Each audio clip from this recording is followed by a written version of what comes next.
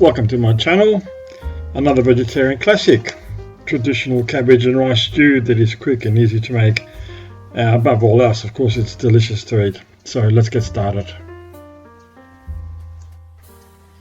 It's a delicious meal, very healthy. You should check out the recipe and the quick effects. You'll find something interesting there for sure.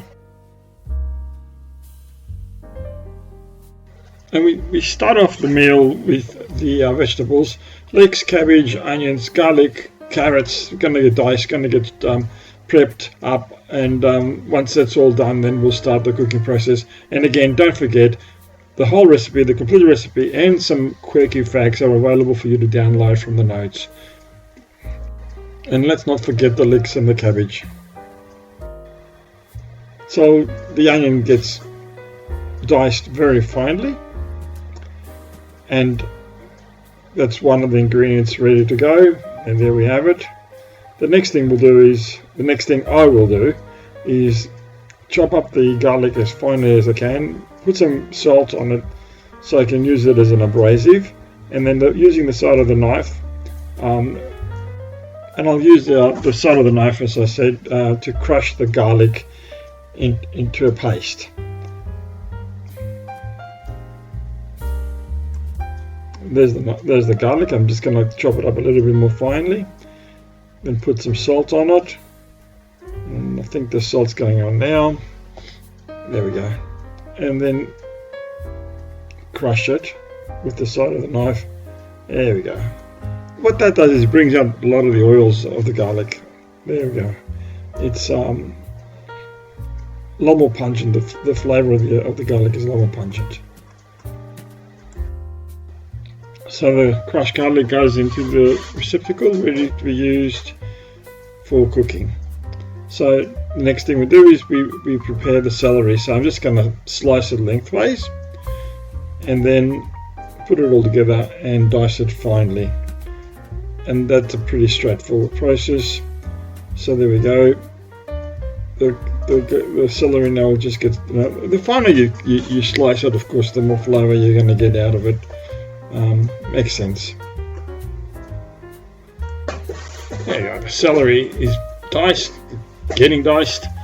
Won't take long, and there's the finished product. So that's number 2 done. The third one, of course, is the carrot. The same thing. I'm going to slice it the lengthwise, and then I'm going to dice it finely. And we'll just keep going like this. And here's the carrots now getting diced. It's better to prepare everything early on, and that way when you're cooking, you don't have to rush around. And the carrot's done, so that's number 2. So the next one, of course, is the leek. And now leeks, I love leeks, but they need thorough washing. So depending on when they grow, they can get mud in amongst the leaves. So I've cut it in half, and it turns out this is actually a pretty clean one. So I just gave it a quick rinse, and that was ready to go to be chopped up again lengthwise. And that's Brindle, my dog, telling me off for not playing with him. So anyway, the leeks now are getting diced, and there we are, they're done. So we're getting there, the prep's just about done. We've got the cabbage to do next, and when you're cutting the cabbage, cut the core out. It's tough, and you don't want it. Just get rid of it. At least I do anyway. And when you slice the cabbage, when I do, I try to cut it at around about 1 centimeter width, simply because when it cooks down, it will wilt, and that won't really have much of an effect. If you make it too thin, it'll melt. So yeah, that's it.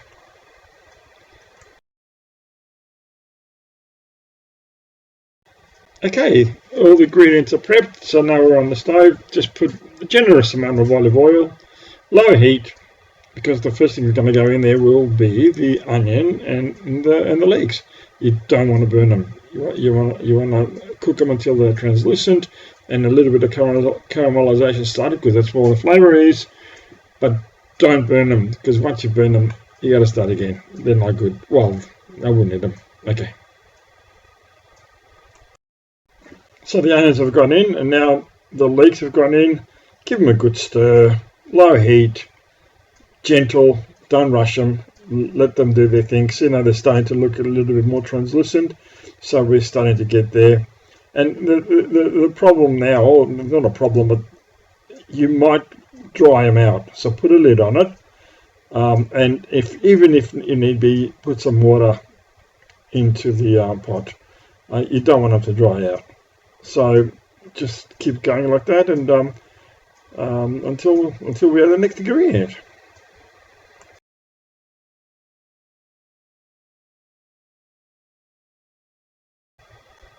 So there we go. The onions and the leeks have wilted down, and they're well and truly on their way. So the next thing, of course, is to add the carrots. Celery. The celery, and of course after that it will be the carrots. And that's the base for so many meals: carrots, celery, and onions. And it's not any different to this one. The flavour is phenomenal, and right on time, right on cue, the carrots have gone in. So low heat, keep mixing them. Don't want to burn them. Let the heat do its job, and we're starting to get there. And you guessed it, that crushed garlic goes in next. So that will pick up, the flavour will be picked up by the vegetables that are already in the pot. And again, mix it thoroughly, low heat. And of course the tomato paste is going to go in as well. And you want that a little bit cooked before you put any more liquid in there, to start getting the flavour out of it. And as I mix it and all the vegetables and flavours are getting together, it's starting to look more and more like a stew. And of course that little bit of paprika makes a huge difference. So in goes the paprika, and mix that again. And of course now we're going to let it sit there and cook for a few minutes before we add the star of the show, the cabbage. And now cabbage is going to look a lot when it goes in, but don't forget it will wilt down, and that's fine. It is a stew after all, and it'll thicken as well. So it's all good. And of course put the lid on, let that heat happening, and we'll see what the outcome is. Now that cabbage has only been cooking for a few minutes, and already it's starting to wilt down further into the pot. Just make sure that there's plenty of water in there, and if you're going to add water, boil the water, make sure it's hot when it goes in, because don't forget the rice is going to go in as well. Oh, the bay leaves. Yes, the bay leaves, those little green leaves, and what a difference they make to the flavour of the meal. So add a little bit. I've tasted it, and it needs a little bit of salt, so I've adjusted the salt now. And you can always adjust it more, but don't put too much salt in, because you can't take it out. You can always put more in later. So again, low heat, and keep cooking it. And look at that. The cabbage is starting to wilt quite a lot. The flavour, the liquid is turned red from the tomato paste and what have you, and it's starting to look like a stew. Okay, so I'm tasting it again just to see where I'm at. Do I need to add salt? Do I need to add water? What happens? It was fine. So now the rice goes in. Now the rice is going to absorb a lot of water, so make sure you put plenty of water in there. I would put, I think the recipe says three or four cups, and anyway, follow the recipe, it's accurate. So make sure the water is boiled, because you want it hot. You don't want it to cool down the mixture now. And of course, my favourite, chili. Look, there's a whole teaspoon of chili in there. That's going to make it pretty hot. I love it. So please adjust that to your own taste. It's not for everyone, obviously.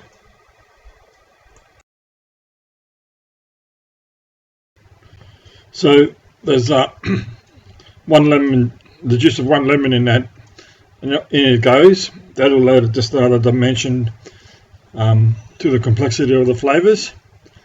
In fact, I don't think I would want to eat it without the lemon juice.